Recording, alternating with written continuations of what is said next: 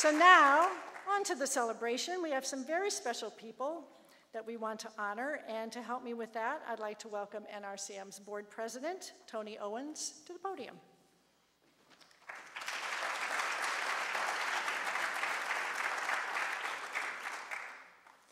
Thank you, Lisa, and welcome to everyone.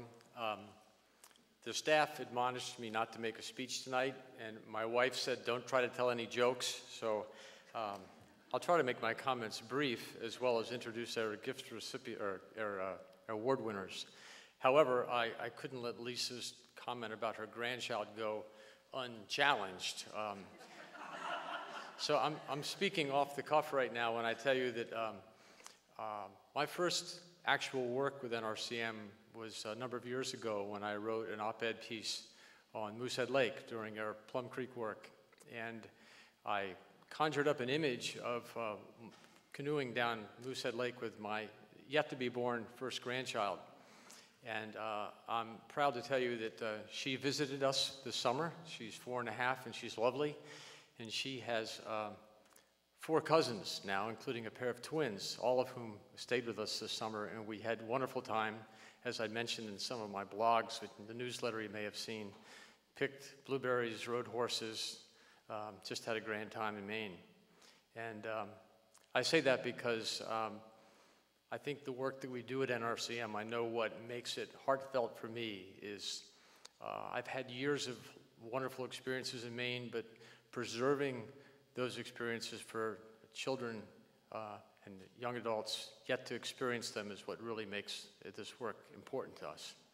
So that's my little grandchild story. And segueing nicely is the first award.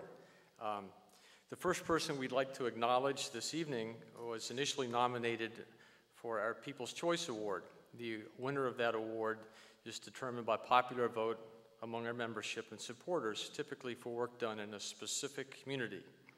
In reviewing the nomination form and considering just how closely this person has worked with NRCM staff, especially over the past year, the 2012 Environmental Award seemed in order. Sam Day, would you join me on the stage?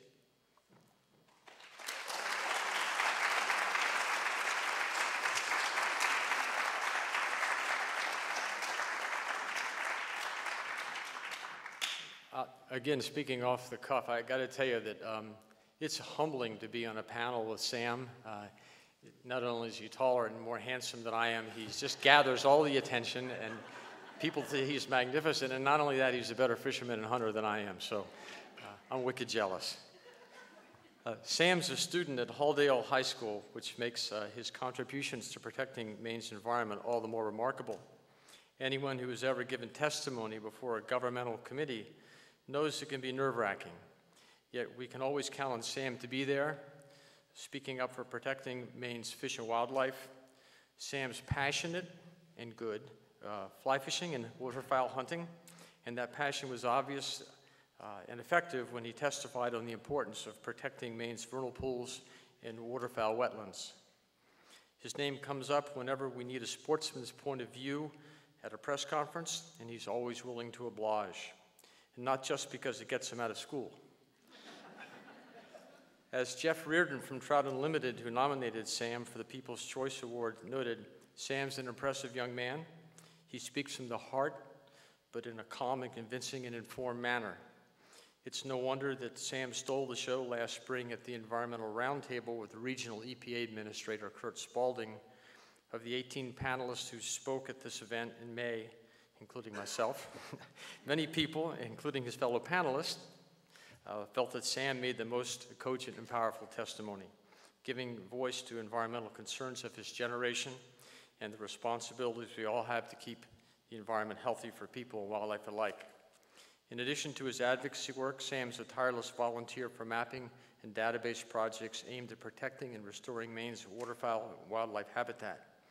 Sam, we appreciate your dedication and enthusiasm. It's an honor this evening to present you the 2012 Environmental Award.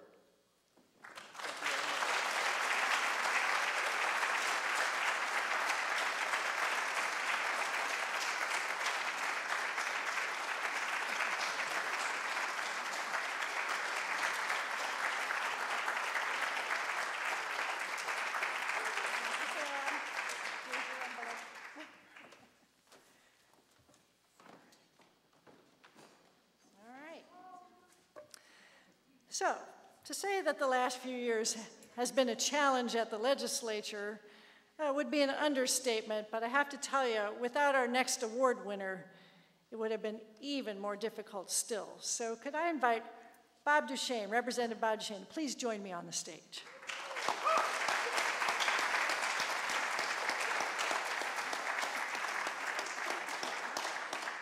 So, as a member of the Environment and Natural Resources Committee in the Maine legislature, Bob knew that he had a major responsibility to help protect Maine's environment. But unlike some legislators, Bob hasn't just given lip service to the idea of environmental protection. For the last 8 years, he has been one of the most dependable, outspoken, and hardworking environmental leaders in Maine. During the last few years in particular, it became almost routine. A legislator would introduce a bad bill, NRCM staff would read it and determine just how bad it was, and then came the inevitable, we need to meet with Bob to figure out a way to stop this. And meet we did, over and over, and Bob always listened carefully to our concerns or called upon our scientific expertise to make sure that nothing was overlooked. So without Bob's willingness to take a principled stand in defense of Maine's wildlife and natural resources, many of our most important environmental safeguards would have been sacrificed. Efforts to eviscerate the protections for vernal pools and shoreland zoning, a proposal to dismantle the agency that provides stewardship of Maine's North Woods, and a disastrous takings bill that could have stymied future environmental policy in Maine, all were defeated in no small part because of Bob's knowledge of the issues and commitment to defend Maine's environment. At the same time, we could always count on Bob to introduce or support legislation that made environmental laws more effective. It is with regret that after 8 years of service in the House, Bob is term limited out. He leaves his post, however, having been an outstanding representative for the people of Hudson and a tremendous asset to all the people of Maine. I am confident that he will continue to be a strong advocate for Maine's environment as he remains active with his work on the boards of other environmental nonprofits, as creator of the Maine Birding Trail to promote Maine's natural resources and nature-based economy. And of course, he's going birding tomorrow morning. And if you haven't been birding with Bob, you should go. So it is my honor and privilege to present Bob as a 2012 NRCM Environmental Awardee.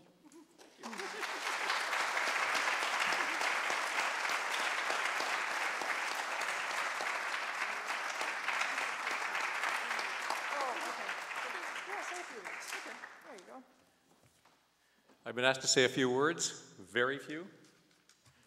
This is actually my first time attending an NRCM annual meeting, and I realized tonight why.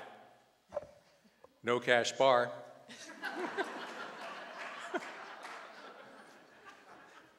I am termed out of the legislature, so you're cutting it pretty close.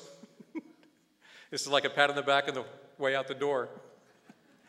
I learned a lot in the legislature, and if anyone gets the opportunity to do it, I would recommend it. The perspective from the inside is definitely a different experience, especially when the responsibility is now on your shoulders to change the world a little bit or protect the world, in this case. I think in the first 2 terms, I learned a lot about policy.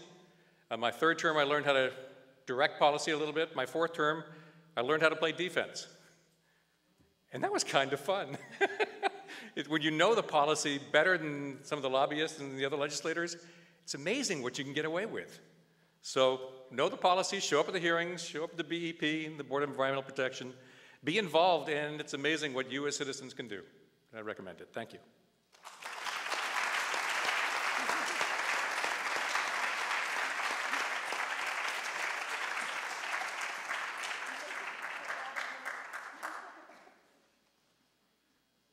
And I didn't give Sam an opportunity to say a few words to us. I know he's an eloquent spokesman, so Sam, if you had any interest in coming back up and addressing this austere group, come on up here, man.